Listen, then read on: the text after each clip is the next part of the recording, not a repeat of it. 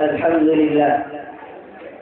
لله الذي لم يزل ولا يزال حيا قيوما عالما قديرا مدبرا سميعا بصيرا، ونشهد أن لا إله إلا الله وحده لا شريك له، ونشهد أن سيدنا وسندنا ونبينا ومولانا محمدا صلى الله عليه وسلم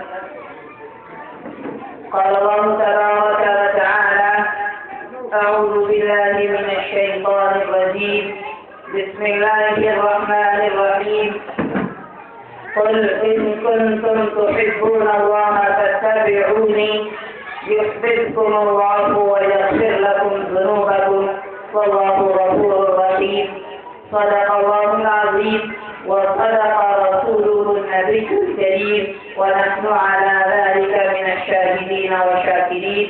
ربنا تقبل منا إنك أنت السميع العليم، وتب علينا إنك أنت التواب الرحيم. گرامی قدر سامعین، حضرات اور علماء کرام اور معزز بزرگوں، دوستوں، بھائیوں اور پردہ نشین میری مائیں بہنیں، میں نے دوران خطبہ قرآن مجید کی ایک مختصر سی آیت تلاوت فرمائی ہے. اللہ تعالیٰ اس آیت میں ارشاد فرماتے ہیں. اسی آیت کو میں نے اپنی آج کی گفتگو کا موضوع اور عنوان قرار دیا ہے. اس آیت سے متعلق چند باتیں آپ کے سامنے رکھ کر میں رخصت ہوں گا. قرآن مجید کی اس آیت میں اللہ تعالیٰ نے ارشاد فرمایا ہے: قل ان کنتم تحبون اللہ فاتبعونی. کہ نبی کریم صلی اللہ علیہ وسلم آپ مسلمانوں سے کہہ دیجئے کہ اگر تم اللہ سے محبت کرتے ہو، قل آپ کہہ دیجئے ان کنتم تحبون کہ اگر تم اللہ سے محبت کرتے ہو فاتبعونی تو تم میری اتباع کرو اور میرے طریقے پر چلو. یعنی اللہ کی محبت کا مدار اس بات پر ہے، اللہ کی محبت کا بنیاد اور تقاضا یہ ہے کہ رسول اللہ صلی اللہ علیہ وسلم کی اتباع کی جائے اور آپ کی زندگی کو نمونہ بنایا جائے اور آپ کے اسوے کو اور آپ کے طریقے کو اپنا آئیڈیل اور نمونہ قرار دے کر زندگی گزارنے کی کوشش کی جائے. ہدایت نے فرمایا کہ اللہ سے اگر تم محبت کرتے ہو تو میری اتباع کرو، یعنی نبی کریم صلی اللہ علیہ وسلم کی اتباع کرو. اس کا فائدہ کیا ہوگا؟ آیت کے اگلے حصے میں اللہ تعالیٰ نے اس کو بیان فرمایا کہ قل ان کنتم تحبون اللہ فاتبعونی یحببکم ویغفر لکم ذنوبکم.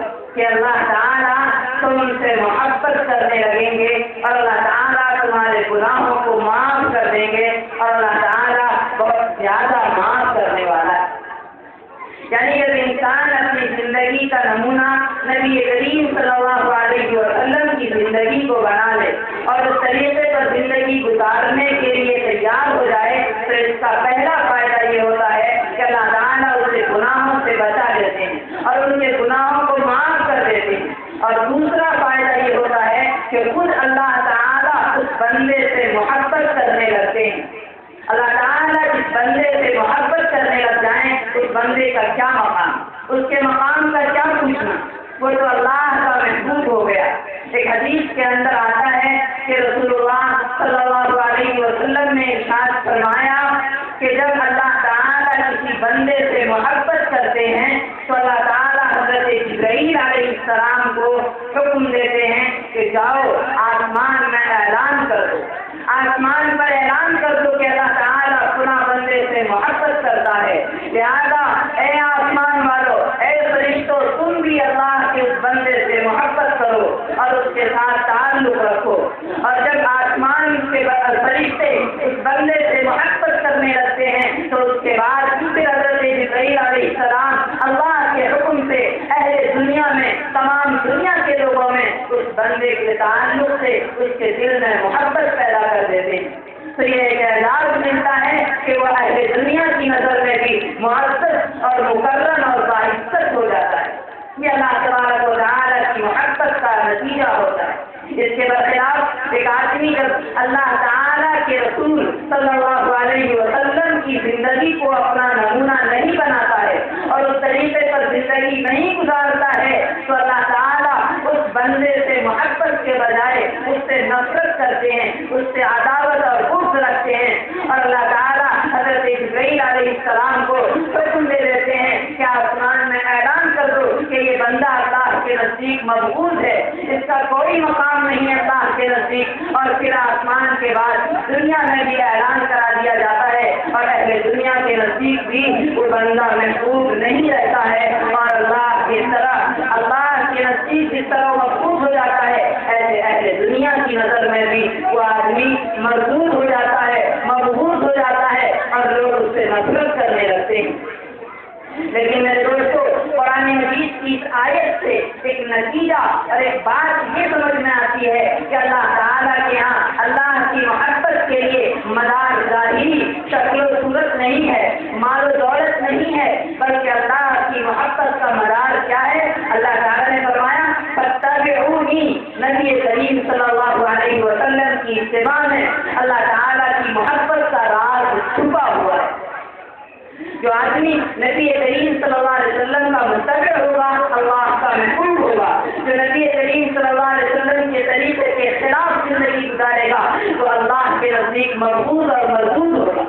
تو اس لیے میرے دوستو، میں اس سلسلے میں ایک بات عرض کر دوں، ایک صحابی رسول تھے حضرت سعد اسود رضی اللہ تعالیٰ، بڑے ہی معزز صحابی تھے، لیکن شکل و صورت کے اعتبار سے انتہائی کم شکل تھے اور آپ کالے تھے، بدصورت نظر آتے تھے۔ اس لیے حضرت سعد اسود جب اسلام قبول کرتے ہیں، مسلمان ہو جاتے ہیں، تو انہوں نے عرب کے اندر، مدینے کے اندر تمام قبیلوں میں اپنی شادی کے لیے پیغام بھیجا، لیکن کسی نے بھی اپنی بیٹی ان کو دینا پسند نہیں کیا۔ کیوں؟ اس لیے کہ وہ کالے تھے، بدصورت تھے، اس لیے کسی نے گوارا نہیں کیا کہ اس سے اپنی بیٹی کا نکاح کر دیں۔ وہ صحابی رسول پریشان ہو کر کے نبی کریم صلی اللہ علیہ وسلم کی بارگاہ میں حاضر ہوتے ہیں۔ آپ علیہ السلام کے سامنے عرض کرتے ہیں کہ اللہ کے رسول، کیا میرا بدشکل ہونا، بدصورت ہونا مجھے جنت میں داخل ہونے سے تو نہیں روک دے گا؟ آپ علیہ السلام نے فرمایا کہ اگر تم مسلمان ہو، اللہ پر ایمان رکھتے ہو اور اللہ کے احکام کے مطابق زندگی گزارو گے تو تم جنت میں ضرور داخل ہوگے۔ حضرت سعد نے کلمہ طیبہ پڑھا اور فرمایا لا الہ الا اللہ محمد رسول اللہ، کہ اللہ کے رسول میں مسلمان ہوں، اللہ پر آخرت پر ایمان رکھتا ہوں۔ تو علیہ السلام نے فرمایا کہ پھر تم ضرور جنت میں داخل ہوگے۔ لیکن اس کے بعد حضرت سعد اسود نے اپنی پریشانی آپ علیہ السلام کو بتلائی کہ اللہ کے رسول، میری شکل کی وجہ سے میرا نکاح نہیں ہو پا رہا ہے۔ آپ علیہ السلام نے مدینے کے اندر جو سب سے معزز گھرانہ تھا اور جو سب سے خوبصورت خاتون صحابی عورت تھی، اس صحابی کے والد کے بعد حضرت عامر ابن وہب الثقفی، قبیلہ ثقف سے تعلق رکھنے والے تھے، ان کے پاس آپ نے انہیں بھیجا اور کہا کہ جاؤ اس سے کہنا کہ رسول اللہ نے میرا نکاح تمہاری بیٹی سے کر دیا ہے۔ حضرت سعد اسود چلے جاتے ہیں، جا کر کے حضرت عامر ابن وہب الثقفی کا دروازہ کھٹکھٹاتے ہیں، دروازے سے اندر سے نکل کر آتے ہیں اس کے پاس حضرت عامر ابن وہب اور عرض کرتے ہیں کہ کیا بات ہے؟ حضرت سعد کہتے ہیں کہ رسول اللہ صلی اللہ علیہ وسلم نے میرا نکاح آپ کی دختر نیک اختر سے کر دیا ہے، آپ کی میری بیوی بنا دیا ہے۔ حضرت عامر ابن وہب کہتے ہیں کہ چلے جاؤ، میں اپنی بیٹی کا نکاح تم سے نہیں کرا سکتا۔ یہ ماجرا حضرت عامر ابن وہب کی بیٹی خود دیکھ رہی تھی۔